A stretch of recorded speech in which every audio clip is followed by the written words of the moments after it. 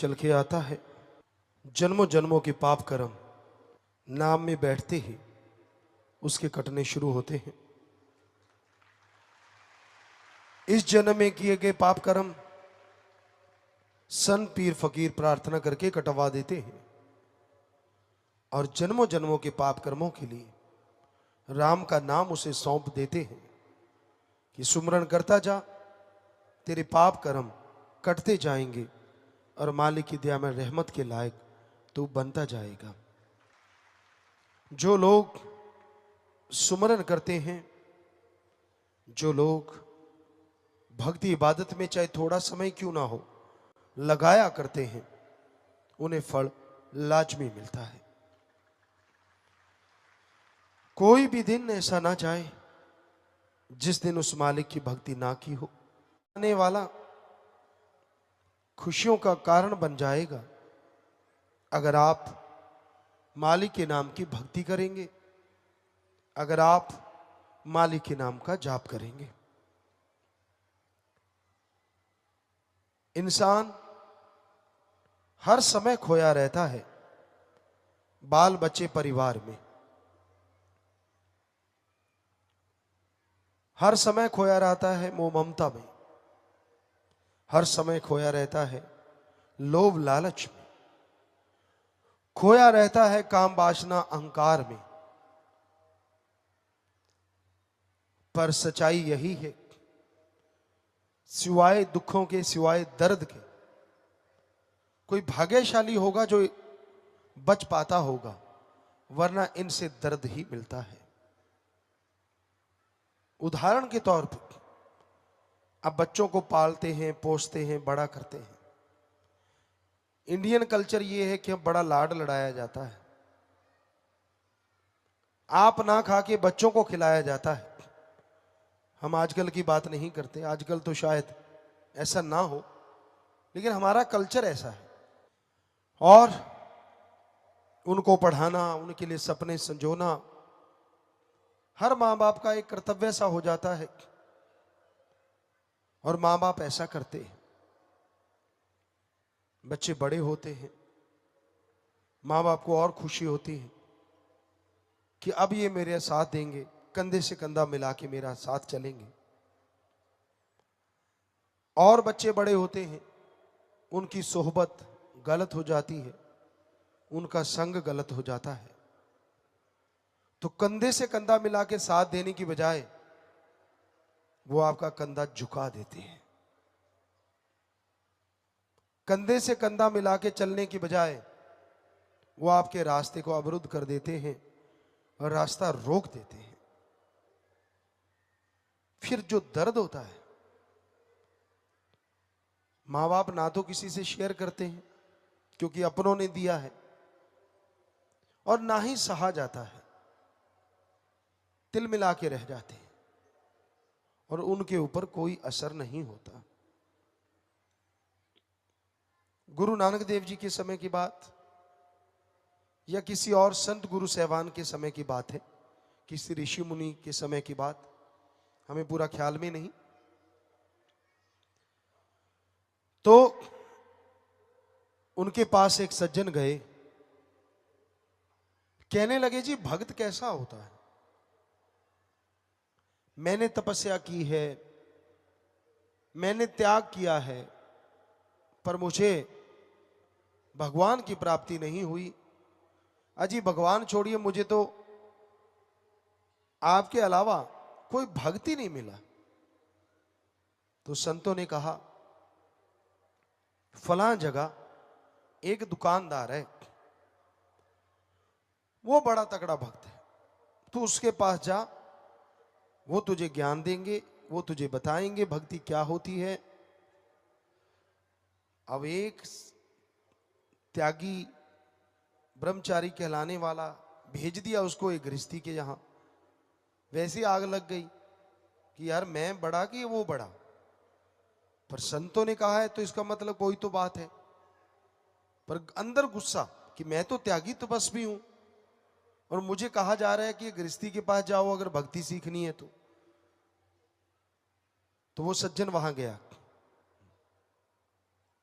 उसने सोचा पहले इसका पता करवाता हूं, गांव वालों से पूछा, औरों से पूछा, पूरा उसका बायोडाटा ले लिया।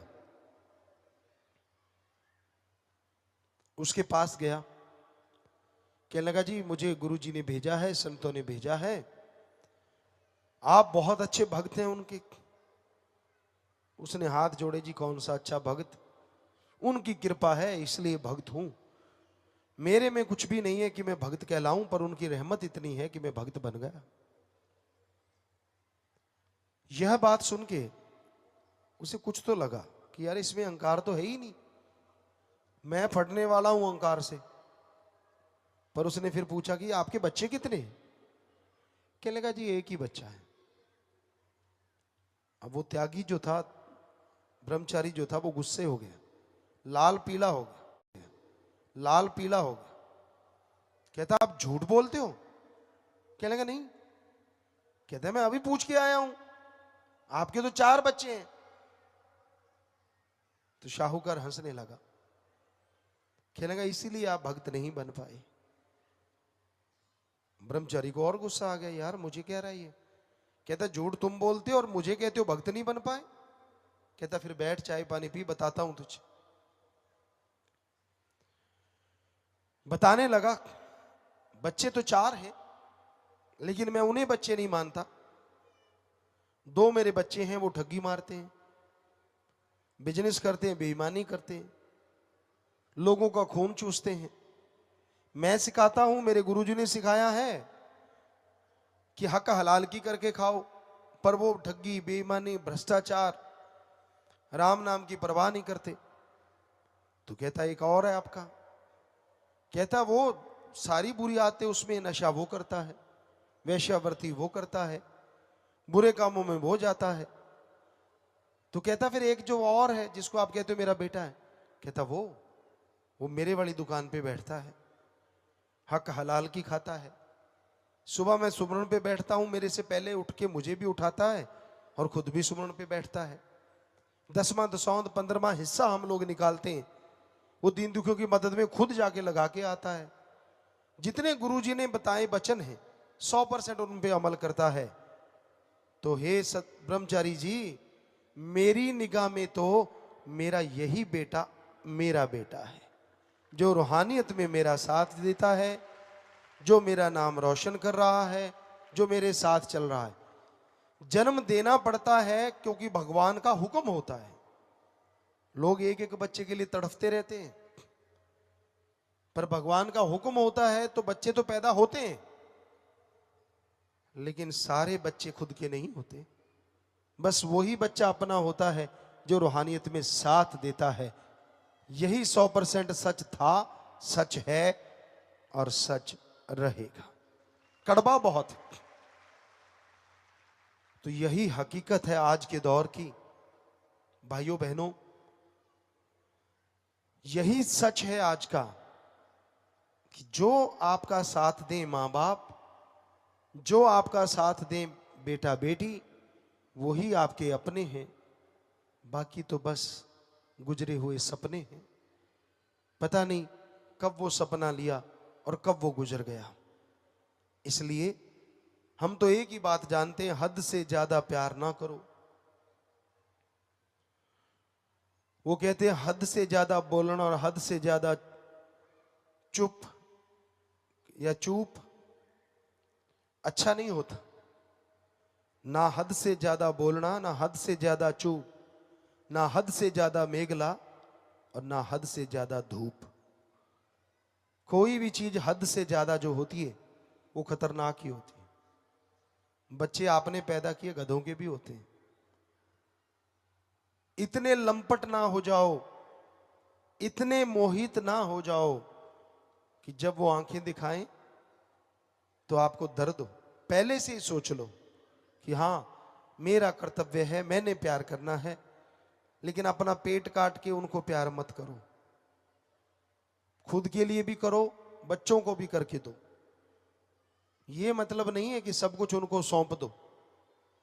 हम तो एक ही बात जानते हैं और जो प्रैक्टिकली हमने देखी है, अगर आपके पास सब कुछ है तो आपके पांव के हाथ लगाएंगे आपके बच्चे, और आपके पास कुछ नहीं है, तो ऐसा कलयुग है, कोई आपका मुंह नहीं देखेगा, कोई आपको बात नहीं करेगा। इसलिए जमीन जायदाद अपने नाम रखो,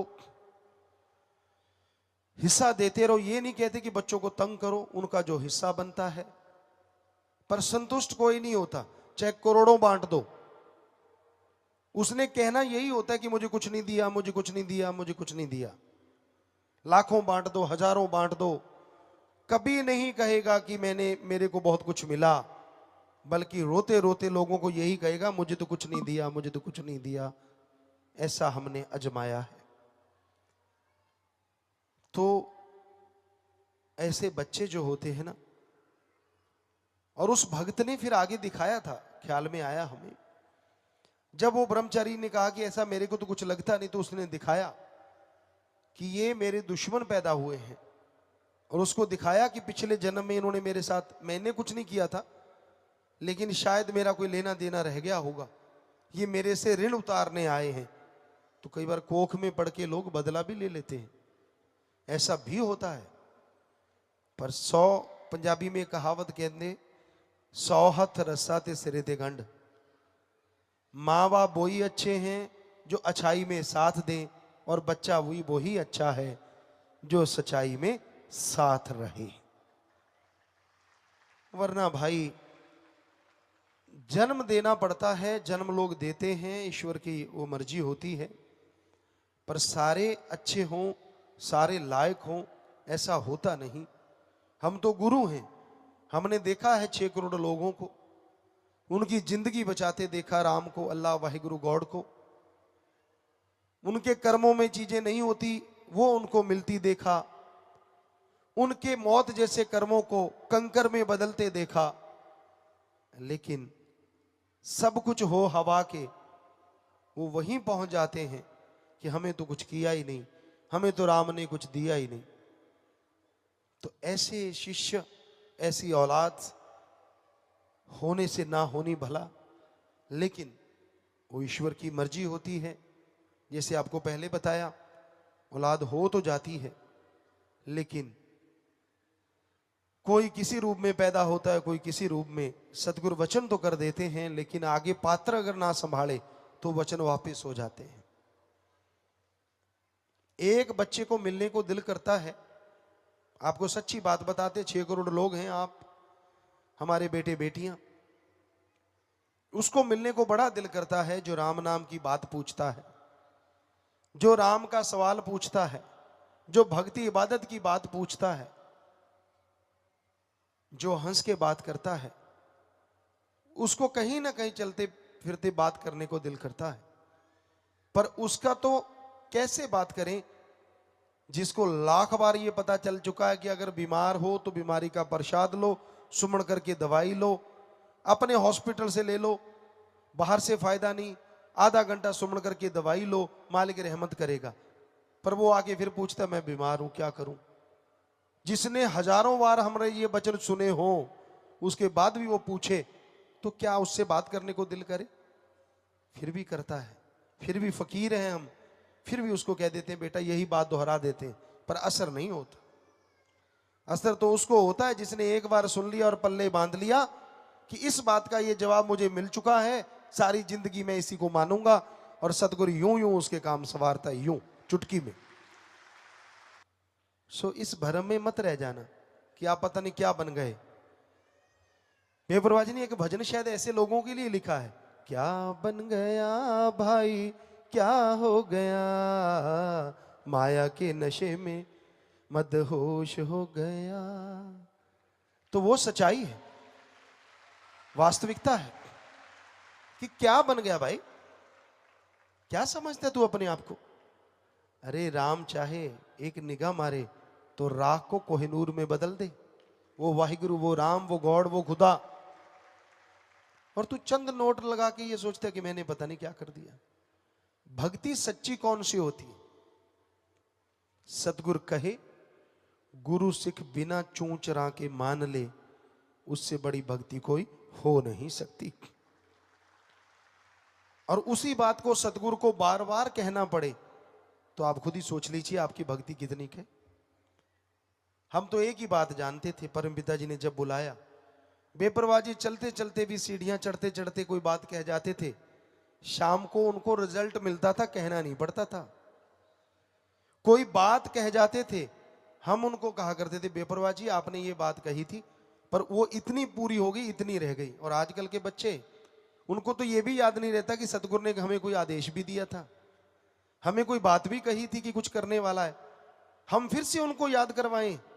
हैरानी है ना, हम लाखों काम करते रहते, दिन रात लगे रहते, हमें फिर भी याद आया था अच्छा ये काम उन्होंने क्यों नहीं किया, और उनके पास सिर्फ एक ही काम दिया होता है, वो भी याद नहीं। कितनी हैरानी की बात होती है। तो गुरु मुर्शिद कामिल, तो खुशियां तो वही लूटता है भाई। ना तो हम किसी को लगा के कहते हैं, ना हमारी किसी से कोई दुश्मनी होती है, हम तो सच बताते हैं। अगर मान लो तो ब्लड कैंसर भी ठीक हो जाए, ना मानो तो जुकाम भी ठीक ना हो भाई, सीधी सी बात। यहां कोई ये गारंटी नहीं है कि हर बंदे का चौथे स्टेज का कैंसर ठीक हो जाएगा, और ये गारंटी भी है जो मान लेगा चौथा स्टेज तो गया, 10वां स्टेज भी होगा तो भी ठीक हो जाएगा, ये भी गारंटी है, क्योंकि ये साईं शाह सतनाम शाह मस्तान का दर है, बात मानने की है। बेपरवाह जी एक बात कहा करते थे, कुल्ले लैन होशियारां दी। सतगुरु से जो होशियारियां करते हैं ना, चोरी, ठगी, बेईमानी, ये कर रहे हैं आज के लोग, पढ़ के जो कड़े हुए हैं, हमें पता है सबका, आज भी नहीं हट रहे उनकी। वो जो कह रहे हैं ना कि दो लोग सिर जोड़ते हैं, जोड़ी कह लो, तिर जोड़ी कह लो, जो 3 जोड़ते हैं उनको क्या कहें, या 4 जोड़ते हैं, 5 जोड़ते हैं, वो आज भी नहीं हटते। हट जाए तो अच्छा है, ना हटे तो भाई फिर कर्म करो खोटे, पड़ेंगे बड़े सोटे, फिर पूछनी नहीं किसी तेरी बात रे। बेपरवाह जी के ये भजन, भजन नहीं शब्द, और शब्द ही नहीं वचन उस परमपिता परमात्मा की। तो कर्म कभी गलत ना करो, फन्ने खा मत बनो, उसके सामने फन्ने खाइयां निकल जाया करती हैं। पूरी बात हमें ख्याल में नहीं, लेकिन एक थोड़ा सा ख्याल में आता, बहुत बचपन में हमने पढ़ा था कुछ। तो एक सज्जन थे, वो अपने आप को ये समझने लग गए कि मैं तो भाई सतगुरु के बराबर का हो गया। उनका रिश्तेदार था वो, और वह कहीं से कुछ सामान लेने गया, हथियार लेने गया, कुछ भी मान लीजिए, अशरफियां भर के ले गया, और उसने सोच लिया अंदर कि सतगुरु मैं तो, कमी तो मेरे में है ही नहीं, मैं तो भजन बाणी भी लिखता हूं, मैं ये भी करता हूं, मैं वो भी करता हूं, मैं तो आपके बराबर जैसा ही हो गया हूं, तो देखते हैं। उसने एक दोहा लिखा था कि सतगुरु कोई भी खेल खेले, पूरा मुरीद जो होता है वो पढ़ लेता है, पहचान लेता है। तो गुरुजी कहते ठीक है भाई, ये क्या लिखा है? कहते जी सच लिखा मैंने। कहते ठीक है, संतों ने कहा जाओ। तो वो बिजनेस करने गए, या हथियार या जो भी उस समय की मांग थी, अशरफियों की 2 खच्चर भर के ले गए, सौदा हो गया। अब वो अशरफियां देनी थी, सामान लेना था, तो उसने देखा कि चलो अशरफियां उतरवा लेता हूं। उसने जैसे अशरफियां नीचे उतारी तो टूटे हुए मटके की वो टीकरियां थी, अशरफियां खत्म हो गई। सोने की अशरफियां नहीं, वो फूटे हुए मटके उसने अपने हाथों से भरी थी। आके देखी